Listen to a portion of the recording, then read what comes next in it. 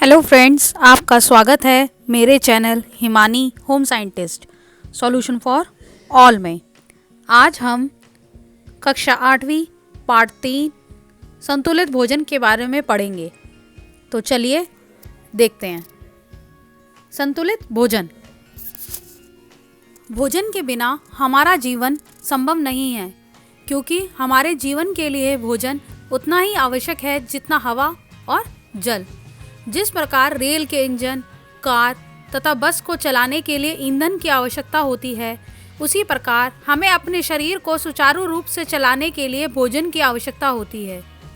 यदि हमें भोजन ना मिले तो हमारा शरीर दुर्बल हो जाएगा और हमारे कार्य करने की शक्ति क्षीण हो जाएगी, यानी खत्म हो जाएगी।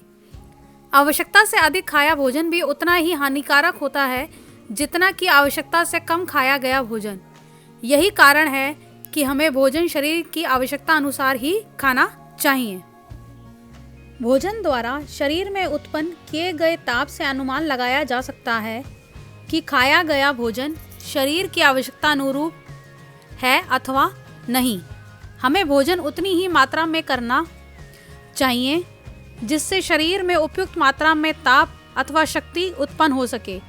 शरीर में उत्पन्न इस ताप अथवा शक्ति को जिस इकाई द्वारा मापा जाता है उसे कैलोरी कहते हैं। निम्नलिखित भोजन के तत्वों की 1 ग्राम मात्रा शरीर में जलने के पश्चात प्रत्येक के सामने दी गई कैलोरी ताप उत्पन्न करती है। जैसे कि 1 ग्राम कार्बोज हमें 4.1 कैलोरी देता है, इसी प्रकार 1 ग्राम प्रोटीन हमें 4.1 कैलोरी देता है और 1 ग्राम वसा हमें 9.0 कैलोरी एनर्जी देता है। हमें भोजन की आवश्यकता कार्य करने की शक्ति के साथ साथ शरीर वृद्धि, शरीर रक्षा तथा शारीरिक क्रियाओं के संचालन के लिए भी होती है। हमारे भोजन में शरीर वृद्धि के लिए प्रोटीन, ऊर्जा के लिए कार्बोज तथा वसा, शरीर रक्षा एवं शारीरिक क्रियाओं के संचालन के लिए खनिज, लवण तथा विटामिन का होना आवश्यक है। अंततः हमें ऐसा भोजन खाना चाहिए जिसमें हमें सभी पौष्टिक तत्व उचित मात्रा में प्राप्त हो सकें। यदि हम इसे संक्षिप्त में कहें तो संतुलित भोजन उस भोजन को कहते हैं जिससे परिवार के प्रत्येक सदस्य को प्राप्त मात्रा में शक्ति यानी कि कैलोरी प्राप्त हो। जो मिश्रित भोजन हो जिसमें विभिन्न भोज्य तत्व जैसे कि प्रोटीन, कार्बोज, वसा, विटामिन, खनिज, लवण व फल सम्मिलित हो। जिसमें विभिन्न भोजन तत्व शरीर के लिए उचित मात्रा में उपलब्ध हो। व्यक्ति की दैनिक पौष्टिक आवश्यकताओं का आधार। व्यक्ति की दैनिक पौष्टिक आवश्यकताएं निम्नलिखित बातों पर निर्भर करती हैं। सबसे पहला आयु पर। बच्चों को उनके शरीर के भार को देखते हुए बड़ों की अपेक्षा अधिक पोषक तत्वों की आवश्यकता होती है, क्योंकि बच्चों को भोजन से ऊर्जा के साथ साथ शारीरिक वृद्धि के लिए अधिक प्रोटीन, खनिज, लवण व विटामिन भी मिलने चाहिए। इसके विपरीत अगर हम देखें तो वृद्धावस्था में पोषक तत्वों की आवश्यकता कम होती है, क्योंकि वृद्ध व्यक्ति कम काम कर पाता है और उनकी पाचन शक्ति भी कमजोर हो जाती है। अगला है इसमें लिंग। पुरुषों को स्त्रियों की अपेक्षा अधिक पोषक तत्वों की आवश्यकता होती है, क्योंकि पुरुष स्त्रियों से लंबाई व भार में अधिक होते हैं और प्राय शारीरिक कार्य भी अधिक करते हैं। विशेष अवस्थाओं में जैसे गर्भावस्था, स्तनपान काल में स्त्रियों को अपेक्षाकृत अधिक पोषक तत्वों की आवश्यकता होती है। इसके बाद अगला है कार्य। शारीरिक कार्य करने वाले व्यक्तियों को मानसिक कार्य करने वालों की अपेक्षा अधिक कार्बोज व वसा की आवश्यकता होती है, क्योंकि शारीरिक कार्य करने के लिए अधिक ऊर्जा की आवश्यकता होती है। इसके विपरीत मानसिक कार्य करने वाले व्यक्तियों को अधिक प्रोटीन और कम कार्बोज व वसा की आवश्यकता होती है। इसी में आखिरी जो है वो है जलवायु। विशेष पोषक तत्व विशेषकर कैलोरी की आवश्यकता पर जलवायु का प्रभाव पड़ता है। प्राय ठंडे देशों में रहने वाले लोगों को अथवा सर्दी के मौसम में अधिक गर्मी व शक्ति देने वाले पोषक तत्व जैसे कार्बोज व वसा की अधिक मात्रा में आवश्यकता होती है। इसके विपरीत गर्म देशों में रहने वाले लोगों को अथवा गर्मी के मौसम में कार्बोज व वसा की कम मात्रा में आवश्यकता होती है तथा पेय पदार्थों की अधिक मात्रा में आवश्यकता पड़ती है। भोजन का पौष्टिक मान बढ़ाना।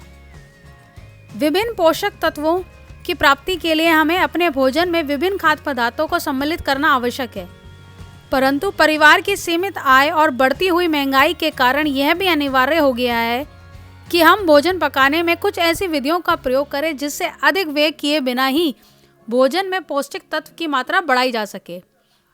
भोजन का पौष्टिक मान बढ़ाने के लिए निम्नलिखित विधियों का प्रयोग में लाया जाता है, जैसे पहला अंकुरण करना, दूसरा खमीरीकरण करना, तीसरा विभिन्न खाद्य पदार्थों को उचित मात्रा में मिला जुलाकर प्रयोग करना। अब देखते हैं हम अंकुरण। अनाजों व साबुत दालों जैसे मूंग, मोठ, चने, सोयाबीन आदि का पौष्टिक मान अंकुरण के द्वारा बढ़ाया जा सकता है। अंकुरण की विधि इस प्रकार है। जिस खाद्य पदार्थ का अंकुरण करना हो उसे साफ कर स्वच्छ पानी से धोकर रात भर भिगोकर रखें, जिससे वह आसानी से अपने अंदर अधिक से अधिक पानी सोख ले। अब इन्हें किसी पतले कपड़े में बांध कर रख दें और कपड़े को समय समय पर पानी डालकर गीला करते रहें।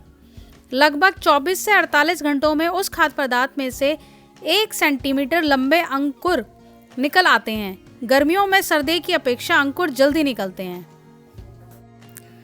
इसको आप निम्न प्रकार से प्रयोग कर सकते हैं।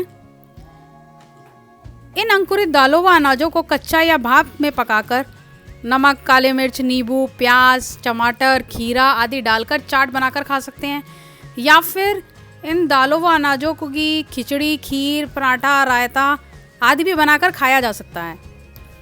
अब हम देखेंगे अंकुरण करने से क्या लाभ होता है।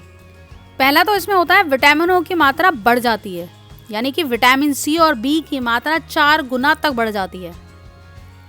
खनिज, लवण व लोहे की अधिक प्राप्ति होती है।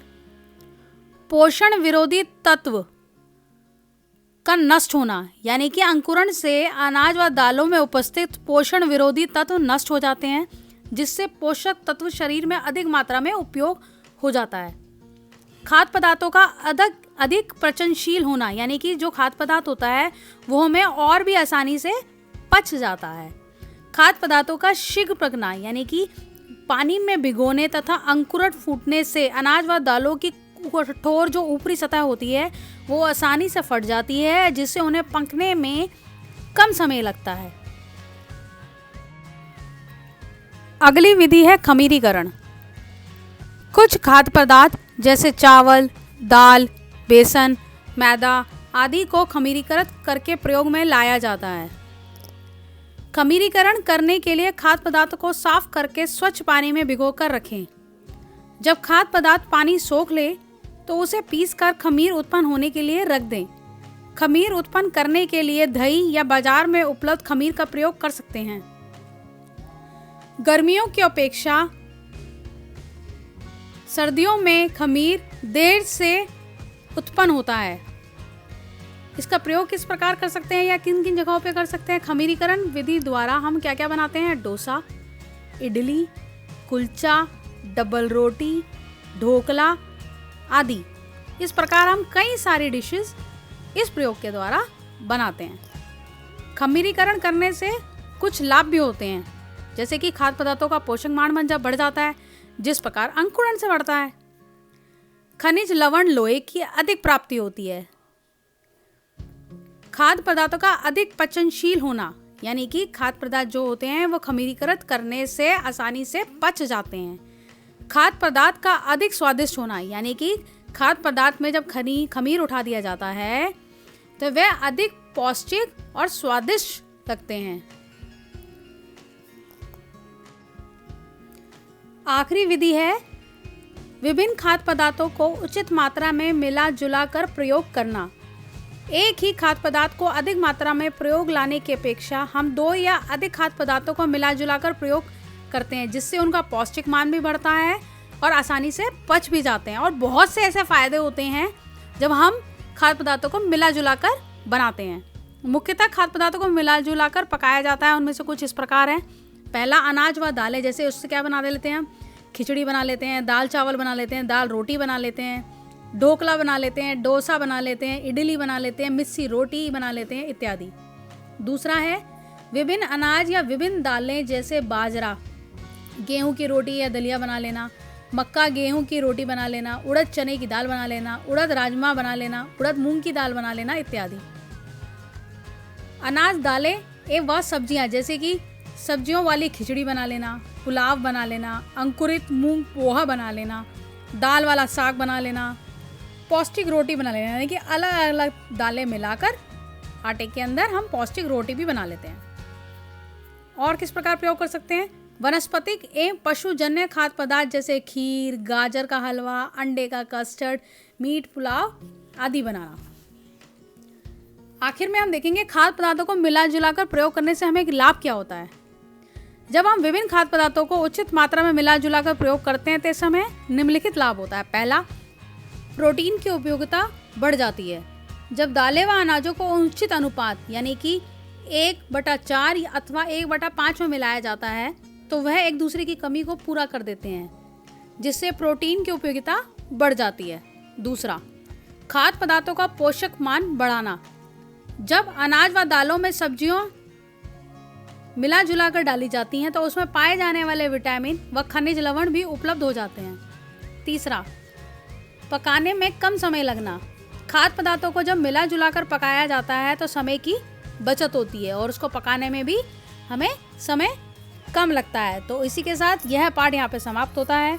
अगर आपको यह पाठ पसंद आया हो तो मेरे channel Himani home scientist solution for all को लाइक एंड सब्सक्राइब करना मत भूलिए। Thank you.